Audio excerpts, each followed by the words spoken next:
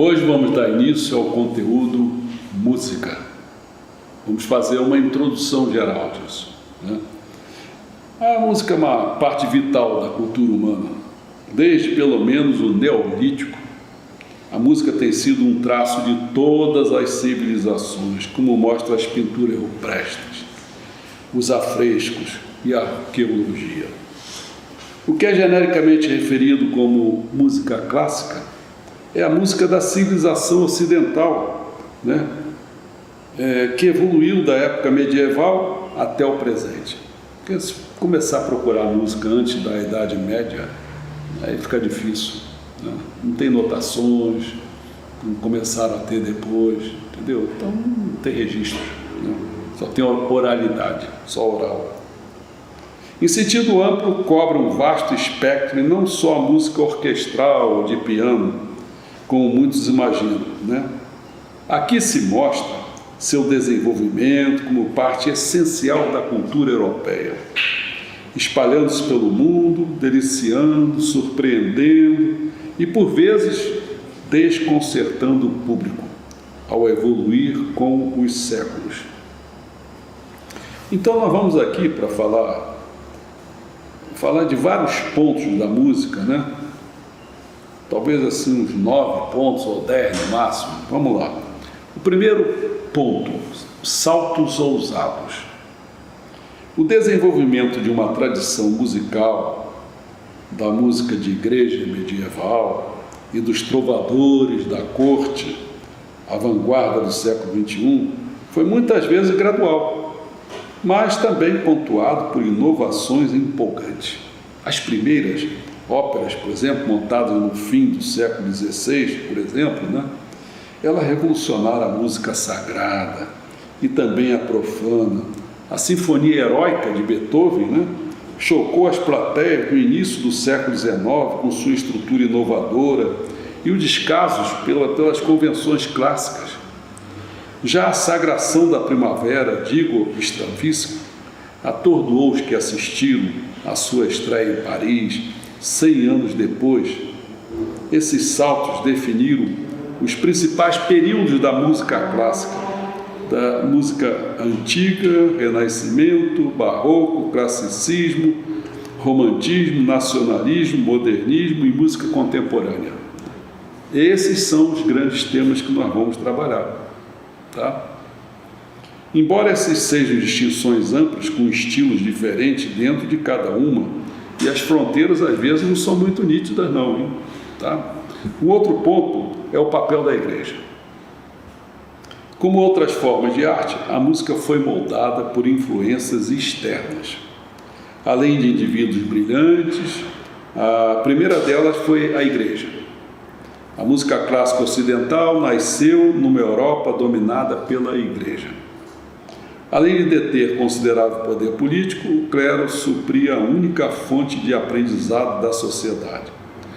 Para os instruídos, a música era parte do culto, não era diversão.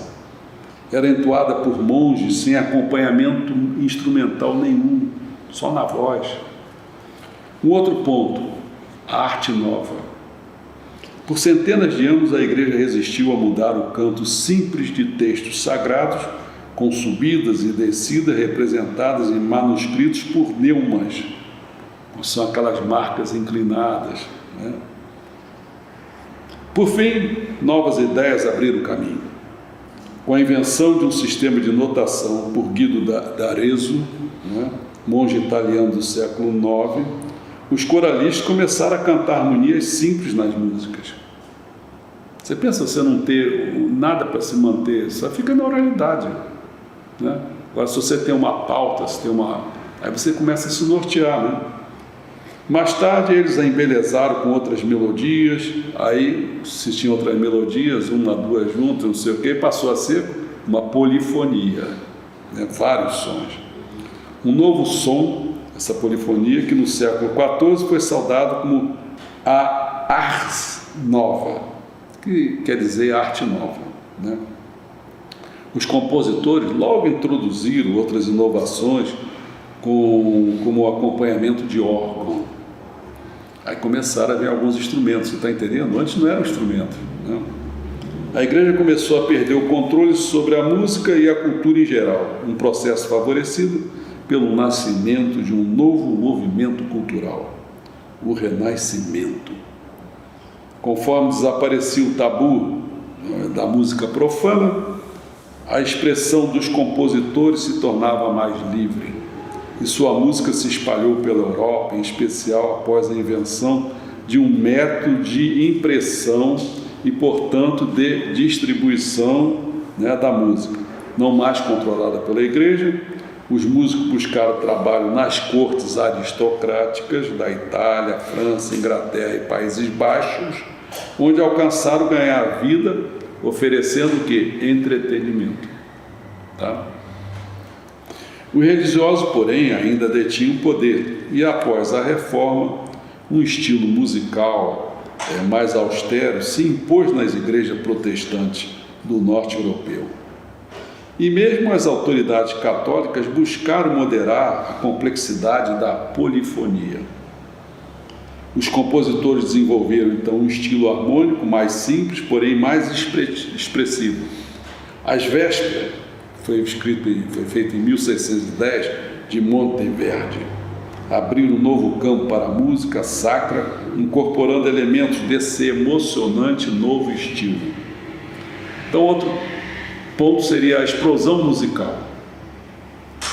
Pela mesma época, em Florença, um grupo de intelectuais chamado Cameretta de Bardi apresentou um novo entretenimento que combinava música e teatro. O que foi? Música e teatro criando a ópera. Tá? Foi um sucesso nas cortes aristocráticas, que continuava a patrocinar compositores e artistas, e a demanda crescente também do público por ópera e música em geral levou ao investimento em casas de ópera, sala de concerto, teatros públicos. Conforme o barroco evoluía, compositores como Bach, Handel, criaram obras de complexidade crescente, aproveitando as orquestras fornecidas por seus mecenas aristocráticos. Você pensa, agora você está pagando muito mais gente, né? Uma orquestra. A música do alto barroco foi especialmente expressiva, muitas vezes embelezada com trinados e outros ornamentos, às vezes de um virtuosíssimo deslumbrante. Por algum tempo, o público afluiu aos concertos para ouvir as últimas peças para orquestra, óperas e obras corais, mas com o surgimento do iluminismo, a idade da razão, as tendências mudaram. Subitamente houve uma demanda por música mais elegante, que enfatizasse o equilíbrio e a clareza levada ao período clássico, de onde música clássica, derivou o seu nome. Em poucos tempos, os compositores clássicos, como Mozart, Haydn, Beethoven, fixaram as formas musicais que são a base do repertório de concertos modernos, como a Sinfonia de 4 movimentos, o concerto solo e o quarteto de cordas. A música também se tornou popular nos lares, porque à medida que crescente classe média obtinha tempo de lazer e os instrumentos musicais, como o piano, por exemplo, se tornavam mais acessíveis, entendeu? Então o cara já começava a ter um piano em casa, então daqui a pouco algum filho ou alguém qualquer começava a tocar, entendeu? Aí veio o outro ponto, que é o período romântico. Apesar de sua influência duradoura, o período clássico deu lugar a um novo movimento cultural quase ao nascer. O romantismo, com sua ênfase no indivíduo, varreu a Europa, e a expressão ganhou precedência sobre a clareza. Os compositores levaram as formas clássicas ao limite na pesquisa por novos sons. Eles buscavam fontes de inspirações extramusicais na arte, na literatura, nas paisagens, na experiência humana. O romantismo foi, em essência, um movimento alemão.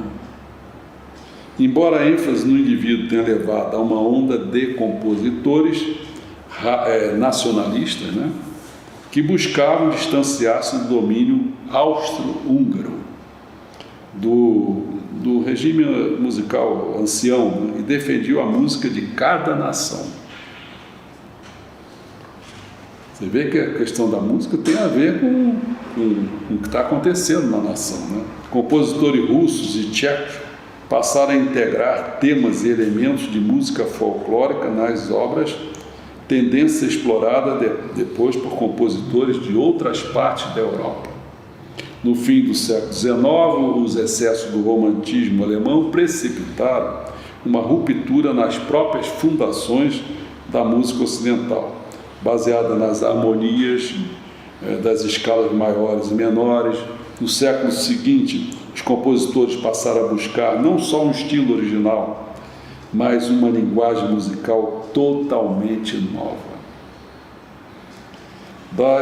Duas das muitas tendências que emergiram foram especialmente influentes. Uma delas foi o serialismo de notas, de 12 notas sistematizadas por Arnold Schoenberg e aperfeiçoada por Pierre Boulez. E a outra é a aleatoriedade,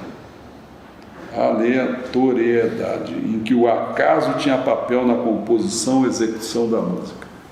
Assim como jogava borrão na tela, entendeu? É como se você jogasse borrão no os instrumentos, entendeu? É um acaso. É outra. Então, realmente, duas das muitas tendências que emergiram foram especialmente influentes, foram essas duas, né? Bom, então vamos falar sobre, já que falamos sobre as novas influências, vamos tocar esse ponto, novas influências. Aí vamos chegar ao jazz, por exemplo, que é fogo. E eu vou fazer muita coisa sobre o jazz, né? Esses experimentos musicais coincidiram com a evolução do jazz e mais tarde a explosão da música pop e do rock, cuja batida rítmica tinha apelo instantâneo, fazendo as plateias se afastarem dos sons estranhos da nova música clássica e mesmo da música clássica em geral. Apesar disso, a música popular também influenciou e inspirou os compositores clássicos, produzindo uma fertilização cruzada de ideias que deu nova vida às formas clássicas, ao lado do aproveitamento da tecnologia moderna. Compositores, né, como Karl Heinz e Stockhausen exploraram o potencial do estudo eletrônico e dos enormes avanços dos equipamentos de gravação.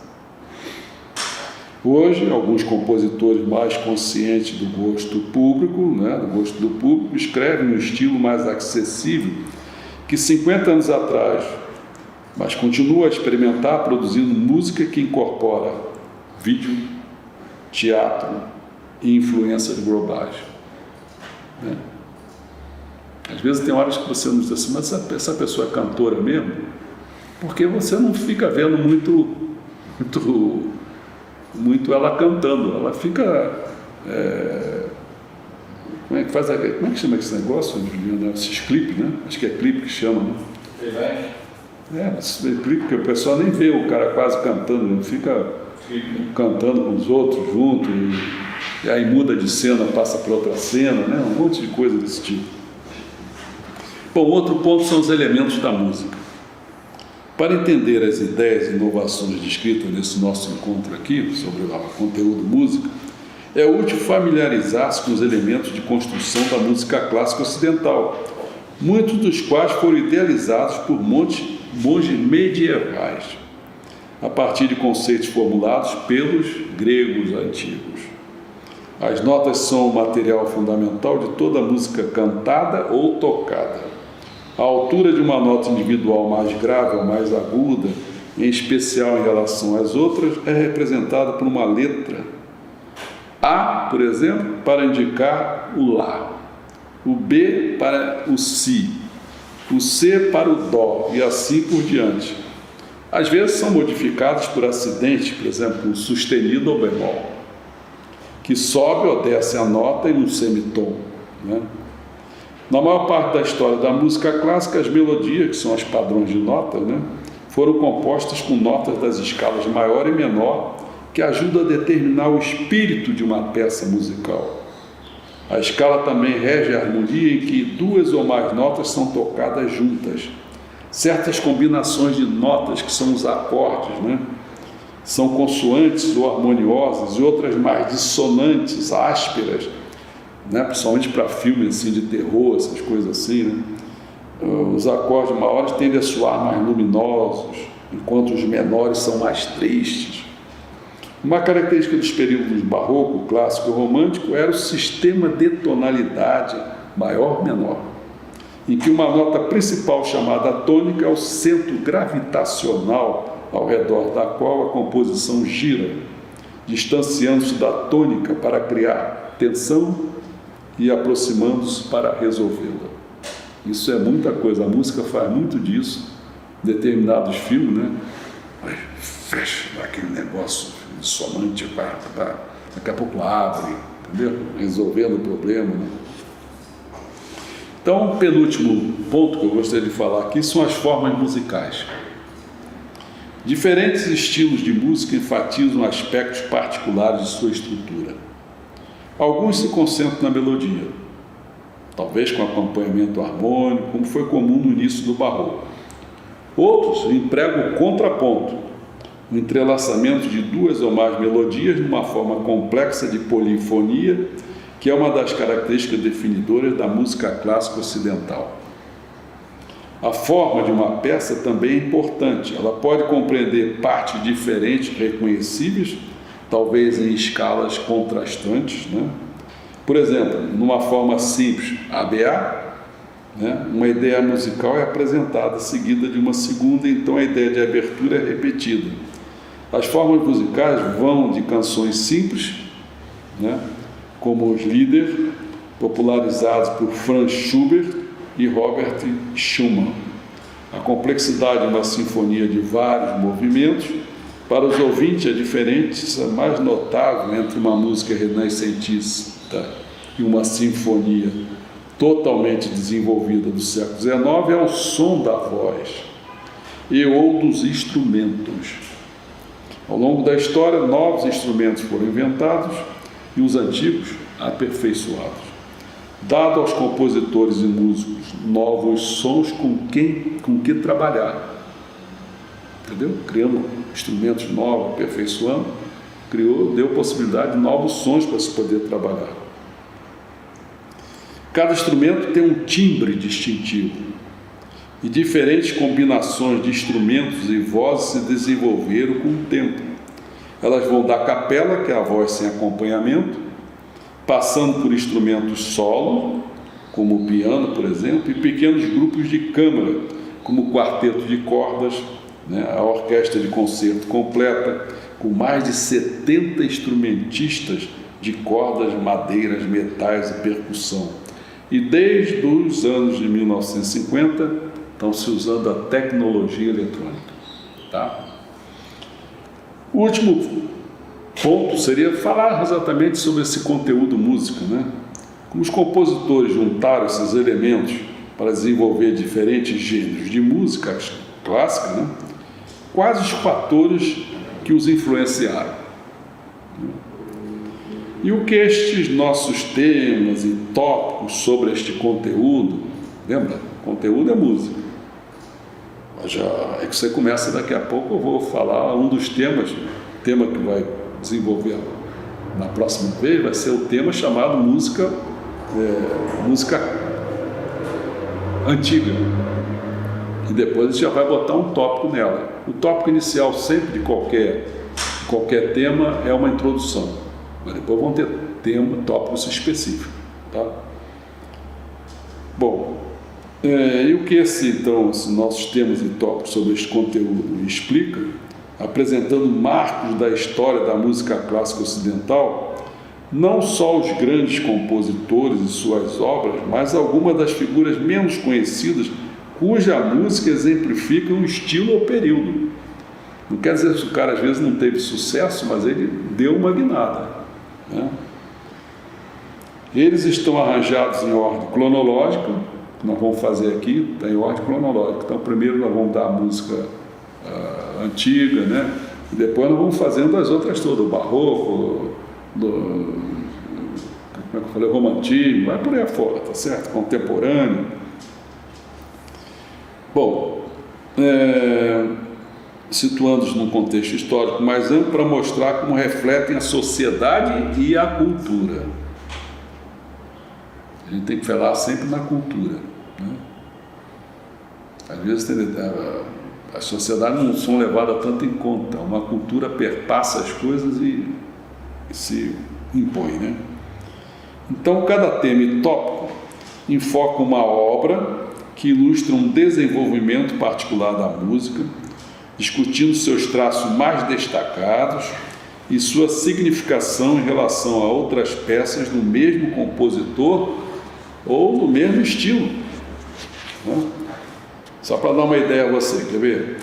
Lembra que eu falei, os temas que nós vamos tratar aqui vai ser música antiga, que vai de 1000 a 1400, Renascimento, que vai de 1400 e 1600, outro tema, Barroco, 1600 a 1750, está vendo que é tudo cronologicamente? Se nós paramos em 1750, então o classicismo vai de 1750 a 1820, o romantismo, então, vai dessa data aí de 1800 e tal, até 1920, depois entra no nacionalismo, né? Mas tem horas que você vai ver que vai, assim, quer ver, o classicismo, eu não quis mostrar isso, mas eu vou falar aqui, que vai dar para outro também, quer ver? Classicismo vai, porque tudo estava indo assim. Música antiga, de 1000 a 1400. Renascimento, de 1400 a 1600. Barroco, de 1600 a 1750. Classicismo, de 1750 a 1820. Romantismo, de 1810. Quer dizer, já ele tinha uma determinada fase, mas naquela fase que estava acabando, estava começando outra. De 1810 a 1920, olha só.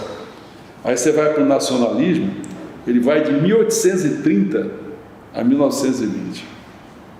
Então empata, o romantismo ele acaba junto com o nacionalismo, na fase áurea, né? Agora o começo deles, olha só, o romantismo começa em 1810, o nacionalismo em 1830. E depois então vai o modernismo, todos os dois acabaram em 1920, mas o modernismo começou em 1900, acaba em 1950, entendeu? Aí vem a música contemporânea, que são os dias atuais, tal, percebeu? Então, por exemplo, música antiga, o que é? Bom, música é o conteúdo, música antiga é um tema. Primeiro tópico que nós vamos tratar vai ser a introdução. Todo começo de tema a gente começa com uma introdução. Um segundo tópico, nós vamos falar sobre que a salmodia é a arma do monge. Então nós vamos dar uma música para vocês de um cantochão que não foi feito, ninguém sabe porquê, ele é anônimo. Tá? Depois a outra vai ser sobre o Micrólogos, que é do Guido D'Arezzo, que eu mencionei, né, ainda há pouco. Depois, o Ordo Virtunto, de Hildegarde de Bingen, é o terceiro, quarto tópico, se não me engano. E aí vai, 1, 2, 3, 4, 5, 6, 7. Então, a música antiga vai ter 7 tópicos. O Renascimento, que vai de 1400 a 1600, quer dizer, esse outro tema, já vai ter 1, 2, 3, 4, 5, 6, 7, 8 tópicos. Está entendendo? Então vai assim por... Acho que deu uma visão geral, né, da música. Então nós vamos começar na próxima vez fazendo o quê? Começando com o tema